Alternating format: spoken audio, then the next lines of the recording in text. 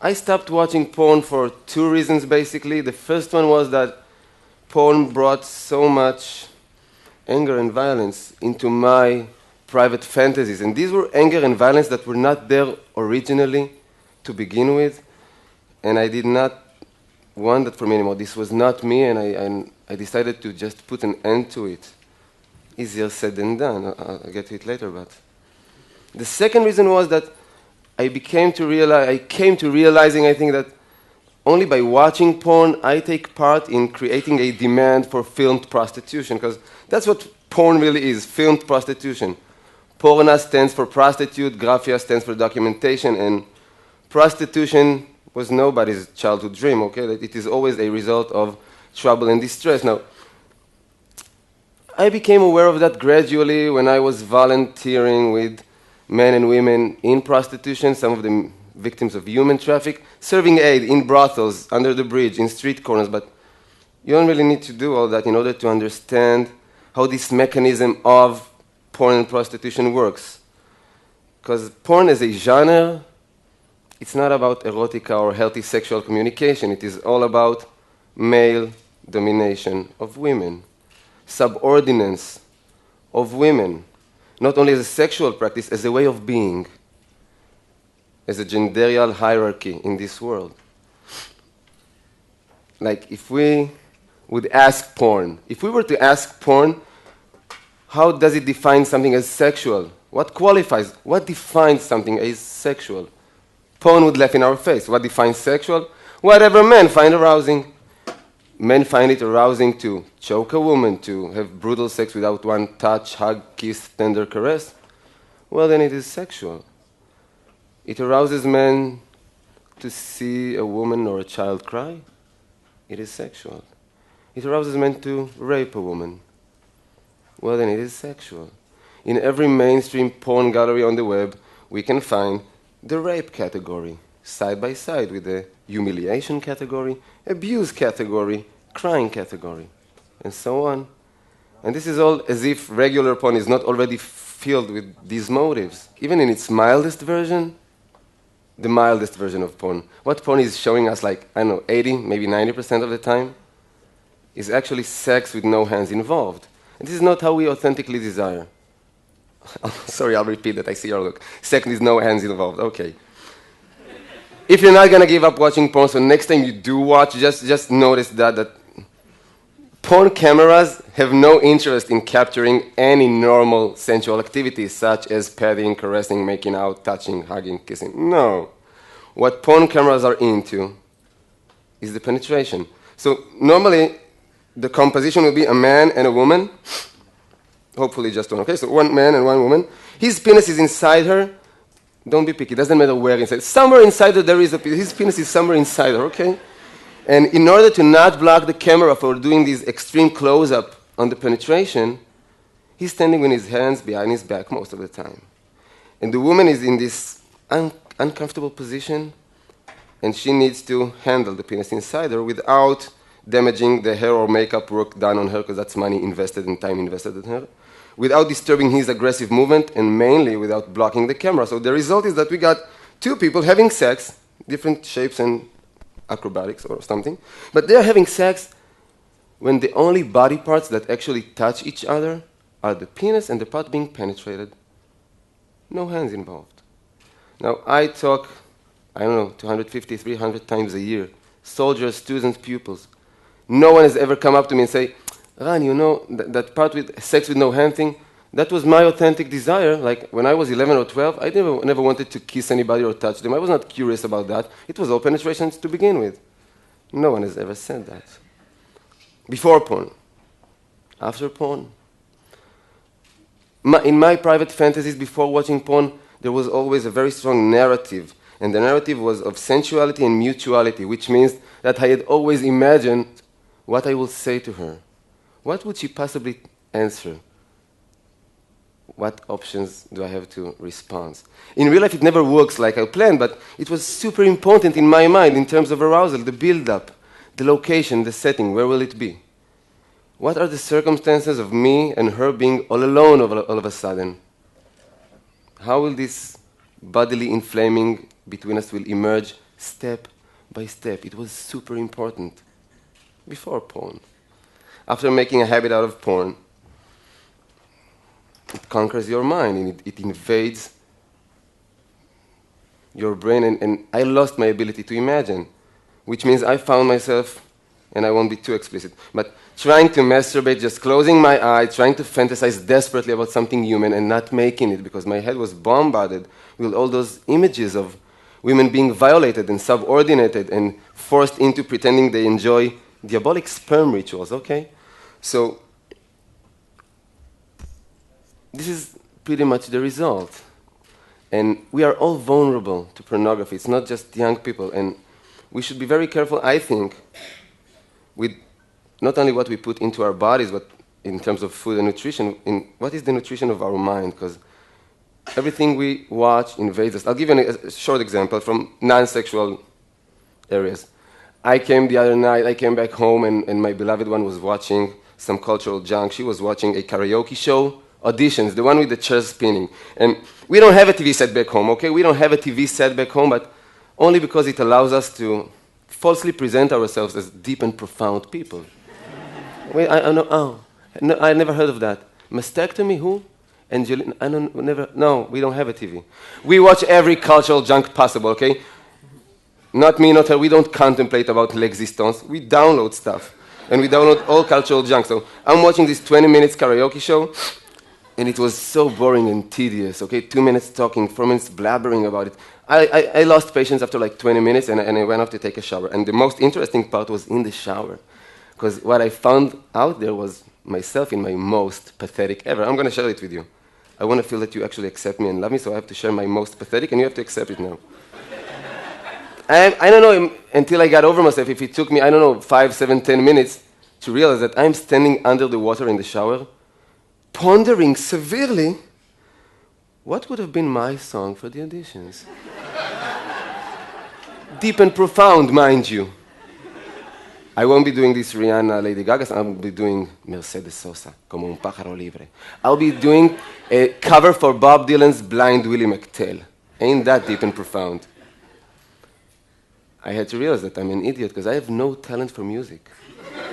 More than that, I never wanted to be neither a musician nor a singer-songwriter. This was never a part of my inner world of wishes. Okay, but I'm a human being. What can I do? I was watching that for 20 minutes. It entered my brain for a while. So if we take this example and we just try to measure or estimate the impact of 20 minutes of watching no matter what, how it invades our mind and conquer our wantings and desires, let's just try to imagine, or I can share with you orally, what is the impact of 20 minutes of watching porn once, twice a week, nothing unmoderated? It's overtaking. And porn is in our households whether we want it or not, and I believe that it does not agree with our well-being. And because we have internet in the Western world all over the place, almost in every cellular phone now, we've got 90% of 12-year-olds watching porn on a regular basis.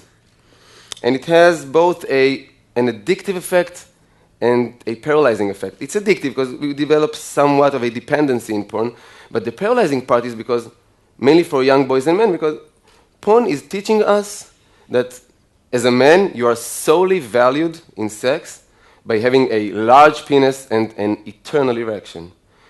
According to porn, being a valuable sexual partner does not relate with being sensual, passionate, attentive, generous, well-coordinated. None of the above. It is all about large penis and eternal sunshine, which we don't possess.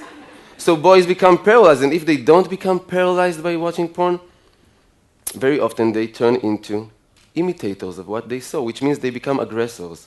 Aggressors, even when emotion is involved. Like, there is so much sexual abuse going on nowadays within the confines of what we perceive from the outside as beautiful teenage love stories or healthy adult relationships, because we don't really talk about sex. We just see it all over the place. We don't really talk about it. So what goes on in the confines of a certain room, but these are all sexual mutations that happens. If we talk about women, it's not only that, but young girls and women get the message, not only from hardcore porn, but from our porn-influenced mainstream culture. Have you seen any Miley Cyrus, Lady Gaga video clip, commercials. That's porn with clothes on it. So girls get this notion that if you want to be worthy of love, first and foremost, you have to be worthy of sexual desire. And now, the definition of sexual desire almost equals be like a porn star. So I work in dozens and dozens of high schools and junior highs. In every single one of these schools, I find girls that at a certain point agreed to be documented in an intimate situation because they wanted to please some guy that they had feelings for. And this guy misappropriated their trust.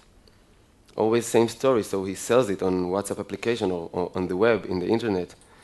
And normally nobody even addresses him in terms of moral. But it is always girls that suffer from shaming and mortification. They can change school, they drop out normally. Change school, move to another city, and still be haunted on social networks. They develop clinical depressions, severe eating disorders, as if we don't have enough reasons in our culture to develop eating disorders. They become so isolated socially. So some of them, like Amanda Todd, rest in peace, some of them actually commit suicide because they find no more value in life or in themselves. So porn is not only in our house, it is a capital case. It is not a minor phenomenon in our society. It is a question of life and death sometimes. It is mainly a question of life and death for the people who participate in porn, because porn is not an embodiment of freedom of speech, freedom of occupation, blah, blah, blah. No, it's an embodiment of sex exploitation, working side by side with human traffic, raping, pimping, solicitation. For every one porn star with a book contract or a production company, we've got hundreds of thousands of women and girls who does not survive out there. Literally, they just don't make it. The sex industry just, how do you say, chews them up and spits them back into brothels, into hooking in the street, escorting, massage parlors with happy or unhappy ending, depends who you ask. And I'm not joking, this is serious life. This is the whole spectrum of prostitution. So many of them doesn't even make it to the age of 50. I'm talking countries that the average life expectancy is 75, 76 years now. They don't make it to the age of 50, for reasons mainly. Drugs, STDs, sexually transmitted diseases, being murdered by a John, a pimp, a boyfriend. And the fourth reason is suicide once again. Because if you're a prostitute, on camera or off camera, you're in the situation that we can refer to as social death. We have all sat in the dinner table with people who probably consumed prostitution, that have been to a brothel once, twice, at least. We never sat down to the table with a prostitute, not with a declared one. So that's social death. It is not glamorous, not at all. And when I sit in the privacy of my room and I watch porn, even without paying, no need to pay, it's free, okay? I hope you know that, if you're still consuming. Whatever I'm watching is creating a demand, and wherever there is a demand, there will be supply. There's a correlation. If I watch pornography of black older women, somebody is going to go out and pimp black older women. Asian minors, somebody is already trafficking Asian minors in order to film them, okay?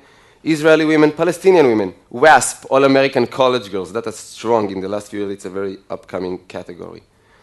The scum of the earth are already out there trying to solicitate and prostitute these women on camera.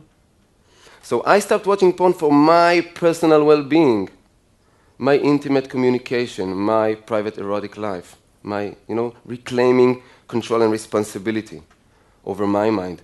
But by doing that, I actually stopped contributing to this horrible sex industry, and that's a good thing to do, I believe. And I would really like to propose that notion of physically and emotionally safe sex. Emotionally safe sex. It does not mean going back to be conservative or unliberated sexually. I'm all for sexual freedom. It just means that we need to put genderial hierarchy aside, subordinates aside, and bring back in, let's just say, laughter as a critical mass for intimacy. Two souls, two humans, two souls alone in private. Can they please have a laugh together? I don't care if they know each other for a decade or for an hour. If two souls alone in a room does not manage to have a laugh together, what good could possibly grow there, sexual and non-sexual? That's emotionally safe sex. I've got so many things I really want to share with you, but I feel like my time is almost up. So I just really want to ask for us to speak about these issues more, because I strongly feel that our history of silence never did us any good, because silence only perpetuates more silence, while talking normally gives birth to more talking, more sharing, more identification, more awareness, more change. Small change in our small, humble life, but real change, a true one, emotionally safer. Thank you for listening.